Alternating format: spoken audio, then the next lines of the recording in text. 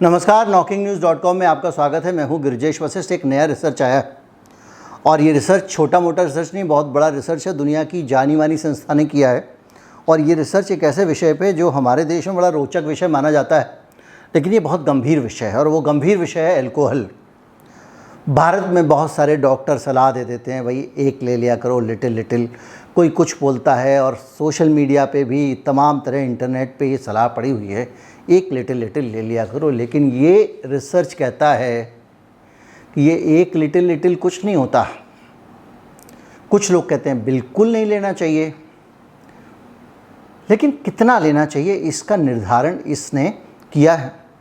और ये रिसर्च बहुत बड़ी है, इसकी कुछ झलकियाँ मैं आपको बताऊंगा। और ये रिसर्च बताती है कि दुनिया में किस हिस्से में रहने वाले लोगों को कितनी कितनी लेनी चाहिए और उन लोगों में भी किस उम्र के लोगों को कितनी शराब चलेगी, किस उम्र के लोगों की जान शराब पीने से ज़्यादा जाती है और किस किस उम्र के लोग कम पिएं, किस किस उम्र के लोग ज़्यादा पिएं और कौन सी पिएं कौन सी नहीं पिएं।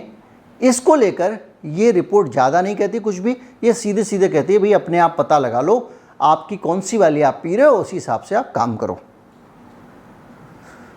तो आज इस रिपोर्ट पे बात करेंगे, ये जानने की कोशिश करेंगे कि कितनी शराब पीना हानिकारक है, कितनी शराब पीना लाभदायक है।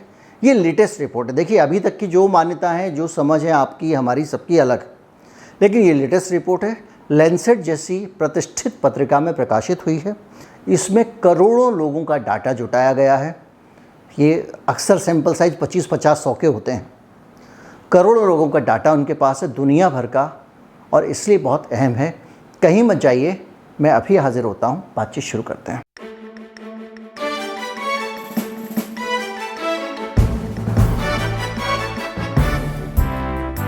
ग्लोबल बर्डन ऑफ डिजीज़, ये और ये जो रिपोर्ट आती है ग्लोबल बर्डन ऑफ डिजीज़, ये रिपोर्ट दुनिया भर में जितनी भी मौतें होती हैं उन मौत के कारणों का डाटा जुटाती है और उसकी समीक्षा करती है, उसका एनालिसिस करती है। जैसे कि 10 लोग मरे किसी एक इलाके में, तो उनके मरने की वजह क्या हो सकती है, उसमें पता करते हैं भाई ये लोग मरे, इसमें से 5 का एक्सीडेंट हो गया दारू पीने के कारण, वो रजिस्टर कर लेंगे मौत दारू से हुई। या इतने लोगों का लिवर ख़राब हो गया तो वो रजिस्टर कर लेंगे कि मौत दारू के कारण बीमारी से हुई। और इस तरह का डाटा जब वो इकट्ठा करते हैं तो उस इकट्ठे को लेकर उन्होंने लैंसेट में एक रिपोर्ट प्रकाशित की है। और इसमें ये कहा गया है, ये जो रिपोर्ट है ये बता रही है, इसमें बड़ा बढ़िया से क्लासिफिकेशन है और इसमें ये बताया गया है कि दुनिया भर में जो मौत हो रही हैं उन मौतों में से एक बड़ा हिस्सा, करीब 40% के आसपास, उन मौतों का है जो अल्कोहल के कारण हो रहे हैं। इसमें मौत शब्द भी गलत है, उन्होंने इंजरीज़ का इस्तेमाल किया है, सीरियस इंजरीज़ का, और उसमें आप उसको मौत भी उसमें शामिल है और मौत नहीं भी शामिल है। तो ये जो डाटा है ये बता रहा है कि सबसे ज़्यादा खतरा शराब पीने से किसको है, ये डाटा बता रहा है। तो सबसे ज़्यादा खतरा शराब पीने से जिस आयु वर्ग के लोगों को है वो आयु वर्ग है 15 से 39 साल के बीच के लोग, यानी 40 साल पहुँचते पहुँचते बड़ी संख्या में लोग इंजरीज़ का शिकार होते हैं। और उनका कहना ये है कि सिर्फ इंजरीज़ एक्सीडेंट वाली नहीं, बीमारियां, दूसरी चीज़ें सब मिला के अल्कोहल से जो नुकसान होते हैं, ख़तरनाक नुकसान होते हैं, वो 15 से 39 साल की उम्र के बीच में ज़्यादा होते हैं। और वो ये कह रहे हैं कि इस उम्र के लोगों को अल्कोहल ना के बराबर लेना चाहिए। अब उसमें से उन्होंने एक आंकड़ा दिया है, उसमें ये कह रहे हैं कि अल्कोहल सेवन करने वालों में से 15.1% लोग 15 से 39 साल की ही उम्र के होते हैं, जिसमें से 76.7% पुरुष हैं। ये इनका आंकड़ा है और इस आंकड़े के अनुसार कितना अल्कोहल लेना चाहिए इसका भी हिसाब लगाया गया है। तो 15 से 39 साल वालों को कितना अल्कोहल लेना चाहिए। अब आपके दिमाग में सीधे जाएगा कि एक पैग, दूसरा आदमी कहेगा पैग, मैं तो बियर पीता हूँ, तीसरा कहेगा बियर, मैं तो रेड वाइन पीता हूँ। तो तीनों के अंदर अल्कोहल का अनुपात अलग होता है। तो इसी के लिए, इसी को मापने के लिए एक चीज़ बनाई गई है स्टैंडर्ड ड्रिंक। अब स्टैंडर्ड ड्रिंक क्या होता है? शराब में पाई जाने वाली 10 ml की मात्रा एक स्टैंडर्ड ड्रिंक बनाती है। अगर आपकी विस्की है उसमें 40% के करीब अल्कोहल होता है, तो आप समझ लीजिए कि अगर आपने 40% अल्कोहल होता है तो एक स्टैंडर्ड ड्रिंक में आपका 25 या 30 ml विस्की तैयार हो जाएगी एक स्टैंडर्ड ड्रिंक में। और ये आंकड़ा वाइन पे अलग होता है क्योंकि वहाँ पे 130 ml शायद तैयार होता है, मुझे एग्जैक्ट आइडिया नहीं है। जो भी है, तो ये बताते हैं कि 15 से 39 साल की उम्र के लोगों को 0.136 स्टैंडर्ड ड्रिंक ही शराब लेनी चाहिए।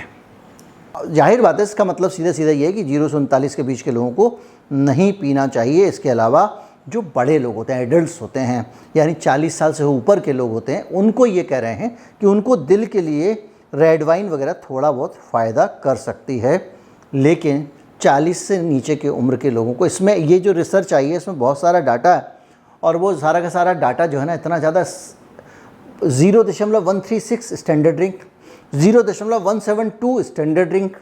अब जब इसमें डाटा होगा तो कम से कम वीडियो में बोलने में तो बड़ा अजीब हो जाएगा। तो निचोड़ यही है कि जो इनकी उम्र 40 साल से ऊपर है वो थोड़ा थोड़ा अल्कोहल ले सकते हैं। वो अल्कोहल थोड़ा थोड़ा कितना, ये भी इस रिपोर्ट में है। दुनिया के किस हिस्से में कहाँ पे कितना कितना ले सकते हैं, ये भी इस रिपोर्ट में है। तो बहुत सारी डिटेल इस रिपोर्ट में, लेकिन ये रिपोर्ट आपको एक बात अच्छी तरह से समझा रही है कि साहब अल्कोहल पी सकते हैं आप, लेकिन जितना पीने को वो कह रही है उतना पीने से तो अच्छा है कि ना पी जाए। दुनिया के 134 करोड़ लोगों का पता लगाया है इस स्टडी ने। आप सोचिए कितनी बड़ी स्टडी होगी। 204 देशों में ये स्टडी की गई है, 204 देशों में, जिसका ये निष्कर्ष है। तो इसको आप जो है ये मान के मत चलिए कि ये एक हल्की फुल्की स्टडी है। भारत को लेकर जो मोटी मोटी बातें इसमें बताई गई हैं, यहाँ पे 30 साल में अल्कोहल का इस्तेमाल बेतहाशा बढ़ गया है। भारत में 15 से 64 साल की उम्र की महिलाओं और पुरुषों में अल्कोहल इस्तेमाल करने की संख्या में बढ़ोतरी हुई है, बड़ी बढ़ोतरी हुई है। 1990 से लेके 2020 के बीच में इन्होंने ये पूरा सर्वे निकाला है, और उसमें बड़ी उम्र की महिलाएं जो अल्कोहल लेती थी उनकी संख्या कम हुई है इन 30 सालों में। ये रोचक तथ्य देखने वाली बात है कि भारत में बड़ी उम्र की महिलाओं ने अल्कोहल लेना कम कर दिया है, ये रिपोर्ट कह रही है। और इसके अलावा ये कह रही है कि 15 से 39 साल के वर्ग में अल्कोहल पीने वाली महिलाओं की संख्या 0.8% का इजाफा इसमें हुआ है, मतलब 40 साल से कम वाली में, और 40 से 64 साल की उम्र वाली महिलाओं में इसका इजाफा नहीं हुआ है। और केवल पुरुष जो हैं उसमें 0.15% की संख्या का इजाफा हुआ है। अगेन ये डाटा है जो भी है, लेकिन ये डाटा आपके सामने है, और कुल मिला के इससे ये निचोड़ निकलता है जो ताज़ा वो है कि भैया पीना जीना छोड़ो, क्योंकि पीने के कारण लोग कहते हैं घर बर्बाद हो जाते हैं। कुछ लोग कह रहे हैं धरना दे रहे हैं। हम लोग को लगता है कि औरतें शराब की दुकान के बाहर धरना दे रही हैं, शराब से क्या फ़र्क पड़ता है, ठीक है। लेकिन आप ज़रा थोड़ा सा इस तस्वीर को नज़दीक से और अपनी संवेदनाओं को जगाते हुए देखें तो चीज़ें बहुत साफ़ होंगी। सड़क पे आप दफ्तर से लौट रहे हैं, रास्ते में एक एक्सीडेंट हो जाता है, मौत हो जाती है। आपकी नहीं होती, किसी और की हो जाती है, आपको जेल जाना पड़ता है। शराब के कारण बड़ी संख्या में लोग तैश में हत्याएं कर देते हैं। शराब के कारण बड़ी संख्या में लोग आत्महत्या कर लेते हैं, नाली में गिर जाते हैं, टांग टूट जाती है। ये भी ये हो सकता है सुनने में फ़नी लगे, लेकिन एक बहुत सामान्य है। शराब पी के लोग चलते हैं, लड़खड़ाते हैं, गिर जाते हैं, कोई बस के नीचे आ जाता है, ये सब भी हम जानते हैं।